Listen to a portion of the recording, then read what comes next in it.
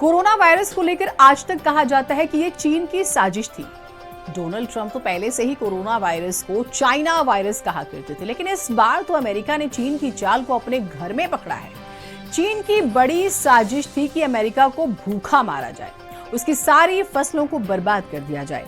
America वाले दाने दाने को तरसे। वैसे कुछ एक्सपर्ट्स तो कहते हैं कि अमेरिका के बाद चीन यही सब भारत के साथ करने वाला था, लेकिन उसकी साजिश नाकाम हो गई है। देखिए ड्रैगन का डर्टी गेम कैसे एक्सपोज हुआ है।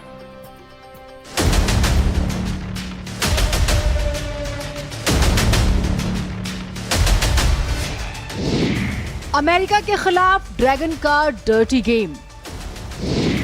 अमेरिका को भूखा मारना चाहता है ड्रैगन। चीन के जासूस अमेरिका में एक्सपोज। चीन की चाल, फैलाओ जैविक आतंकवाद। पूरी दुनिया उस वक्त दहशत में आ गई जब अमेरिका में चीन के 2 नागरिकों को एक बड़ी साजिश के तहत गिरफ्तार किया गया। ये दोनों रिसर्चर हैं, यानी कि शोधकर्ता। इन्हें फंडिंग चीन की ही तरफ से होती है। तो हुआ ये कि चीन की अमेरिका के खिलाफ बड़ी साजिश का पर्दाफाश हुआ। अमेरिका में 2 चीनी नागरिकों को एक खतरनाक जैविक फफूंदी पैथोजन के साथ गिरफ्तार किया गया। इस फफूंदी को वैज्ञानिक और सुरक्षा विशेषज्ञों ने एक संभावित जैविक आतंकवाद के हथियार के रूप में बताया है, क्योंकि ये खेती को भारी नुकसान पहुंचा सकती है। FBI के डायरेक्टर काश पटेल ने इस बारे में जानकारी दी। उन्होंने लिखा, मैं पुष्टि कर सकता हूं कि FBI ने अमेरिका के भीतर एक चीनी नागरिक को गिरफ्तार किया है, जिसने कथित तौर पर देश में एक खतरनाक जैविक रोगाणु की तस्करी की थी। अमेरिकी FBI और कस्टम एंड बॉर्डर प्रोटेक्शन की संयुक्त जांच में पाया गया है कि ये दोनों लोग फफूंदी को छुपाकर अमेरिका लाए।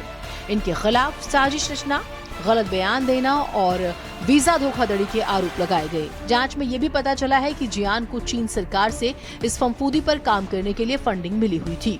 उनके इलेक्ट्रॉनिक उपकरणों में चीनी कम्युनिस्ट पार्टी से जुड़े दस्तावेज भी मिले। चीन की साजिश को अमेरिका ने नाकाम कर दिया। अगर चीन के जासूस ये जैविक हमला करने में कामयाब हो जाता तो अमेरिका में क्या क्या हो सकता था, समझिए। ये एक खतरनाक फफूंदी है। ये फंगस में हेड ब्लाइट नामक बीमारी की वजह बन सकता है। ये फंगस खेती को तबाह कर सकता है। ये गेहूं, जौ, मक्का और चावल में फैलती है। इस फफूंदी से निकलने वाले टॉक्सिन इंसान और जानवरों के लिए भी हानिकारक होते हैं।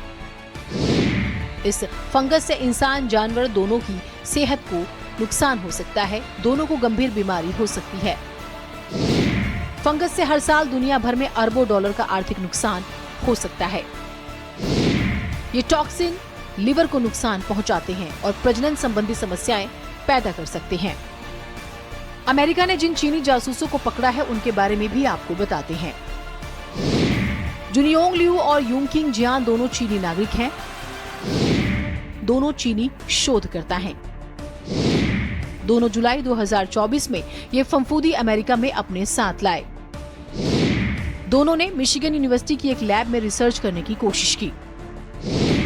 33 साल की यूंगकिंग जियान अमेरिकी लैब में काम करती है। जियान को चीन सरकार से फंडिंग भी हासिल हो चुकी थी, जबकि जुनियोंग एक चीनी यूनिवर्सिटी में काम करता है जो इसी फंगस पर रिसर्च कर रहा था। दोनों ने एक साथ इस जैविक फफूंदी को अमेरिका में लाने की साजिश रची। वैसे सोचने वाली बात यह है कि अगर चीन की साजिश कामयाब हो जाती तो क्या होता? क्या अमेरिका में खाने पीने का संकट पैदा हो जाता? क्या दुनिया जंग के मुहाने पर खड़ी हो जाती?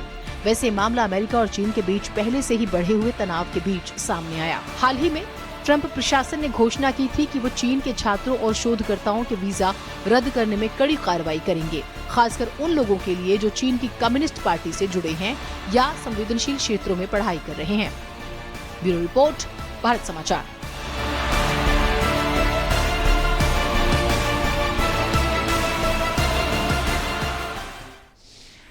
अब हम आपको जो खबर दिखाएं